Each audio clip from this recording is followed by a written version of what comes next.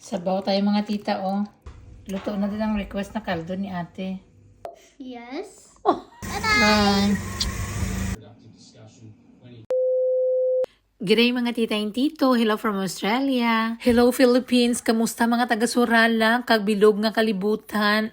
Kamusta mga kalukdo, mga kabunot? Okay lang ba kayo dyan? Kami naman dito medyo okay na, parang hindi okay. Kasi yung mga Disney princess natin nga, may mga balatian sila ngayon tita. Kaninang madaling araw, mga alas 2 nagising kami, kinagsigawan man si ate nga, sabi niya nagsuka daw siya sa floor. Sorry talaga daw nga, hindi daw siya nakaabot sa toilet. Kaya alam niya talaga bawal magsuka sa floor. Kasi sino ba naman ang makapag-map, no? So, yun. Wala kami magawa. Mga alas 12:30, nag-map kami ni daddy. Alangan nga pabayaan namin yan dyan. A couple of days ago, napansin ko na din medyo nag-ubo-ubo si ate. Pero very light lang. Very active pa naman din siya. Pero nakita ko ng post sa school nila na mga marami daw mga kids nga mga absent because of some influenza or mga lagnat-lagnat na nangyayari no mga balatian, mga bata ba. So, sabi ko, ina-expect ko natin na this week, coming week, at sigurado talaga yung mga anak ko na yung susunod. So, absent si ate ngayon. Umaaga pa yan, nagdating na yung postman kay may ginantay nga kami tita na delivery no nung aking mga udong sa kami swaba. Kay ginantay ko siya last week, may dumating man pero yung maliit ba, ang malaki wala pa kasi sabi ni tita, may malaki pa daw. Excited ako para ma-open ko na gani kung ano bang kalamanan ng aking mga ano dyan ba, mga padala ba. So nagluto kami ni uncle ng ano doon isda sa labas kahit nagabumbada bigatlan nga ulan tita, okay lang kay para hindi malubok yung ating isda kay medyo gani nagkaradunot na siya kaya napabayaan ko siya sa ref tita, pero it's alright kasi fresh pa naman yan siya pagdating dito sa bahay, mga ilang days pa naman din. So yan ang ulam namin. And finally, nag-doorbell. Gumana din ang doorbell namin na bagoy. Pag umanda siya, sabi namin, andito ng udong at saka yung miswa. Ay, perfect yun na talaga, tita. So pagdating dito, of course, ano ba bang gagawin natin kundi buksan na ito? Kaya excited nga, yarn. Pasalubong to galing sa Surala tita, padala ni nanay, dinala ni tita Ann nga taga Surala dun sa amin. O for short na dumating na si Inday Ashley tita, medyo pula na gawa ang hasang niya. Iba na daw ang sabi doon ni teacher, natutulog daw siya doon sa school. Nagalitib ng balatian niya tita, napifeel na namin na masama din ang pakiramdam niya.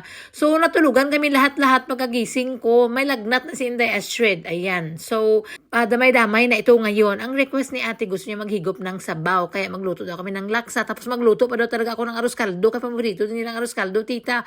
So of course kay nanay tayo, ano ba bang gagawin natin kundi magpunta tayo ng grocery head kag magbili tayo ng mga ingredients. Kaya alam niyo na, basta may mga balatian gani, lahat-lahat ng gustong kainin ipapakain yan. Like nung mga kabataan natin balahaw, tung gusto-gusto natin magkain, pero hindi man tayo pagbilhan, hindi tayo yung sakit. Pero magsakit na gani, anong kainin mo na? Gusto mo Royal Florence na? Gusto mo Applebee's, kay Flixbee na ay. So ngayon, kaya ang request ni ate yung manghang daw na laksa. So nagbili ako ng extra para kung susunod na araw masakit pa sila, may mahigop na sabaw. Tapos yung request nila nga honey daw nga dulce-dulce. Wala man yung lollipop tita na honey-honey. Kaya yung lozenges na lang nakuha ko. Tapos lahat-lahat ng mga mga ingredients pinamili ko na din. Tapos nagtrabaho muna ako dito. Ako na nag-cashier. Joke. Ay, may self-service dito sa amin. Ikaw na magbayad diretso kung ano mga pinanguha mo dyan, no? Okay. Before ako umalis ng bahay, tita, na-prepare ko na yung dinner ni Lola na puti, no? Naputos ko na yun siya. So, pagbalik ko galing ng grocery yan, si uncle na naman ang magpunta doon kay Lola. Hati-hati lang muna kami sa mga obligasyones namin.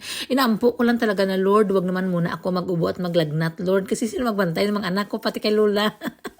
Pagdating ko ng bahay, nagluto na agad-agad ng laksa. Instant lang ito, tita. Kulang-kulang lang yung mga ingredients. Hindi very siya perfect. Pero at least may sabaw. Yung mahigop pala ng sabaw na request ng mga bata. Para medyo okay naman. Tapos nakahigop na din ako eh. Tapos yung mga anak ko nagkain na. Pero si Inday Ashley, tita, nagsimhot-simhot lang siya talaga. Yung nagamortugo bala siya. Yung magkain mo siya ng konti. Pero ilagay niya tsaka idupla niya din. Yung parang iluwa niya ba? Kung ayaw niya kasi masama siguro pagkaramdam niya. So nag-ready na kami dito, tita, ng mga baldi-baldi. Isa-isa sila may mga baldi, kaya alam ko na talaga yan basta mga lagnat ng mga anak ko. Sigurado talaga yan, tita. So tinapos ko na luto yung aking arroz caldo, nagigawa ako ng sarili kong garlic, kaya mas maganda man yan pag may mga garlic na pinirito, tita. Wag mo lang batukin, kung mabatok yan, pait yan siya, kaginbantiyan ko siya talaga. Hindi ako naga-Facebook, basta nagluto ako ng garlic para hindi siya may impas ka batok ba.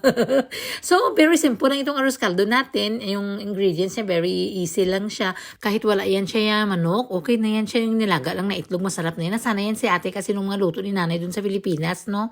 Yung mag-arroz caldo si nanay yan ang ginakain ni ate nung unang panahon. Eto na naman tayo ngayon, tita. Palabas na lahat ng mga kargada natin dyan.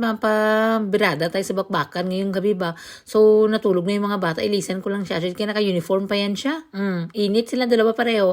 Pero after na nakainom sila ng gamot, okay na tita. Hopefully, maging okay sila tonight. Bye!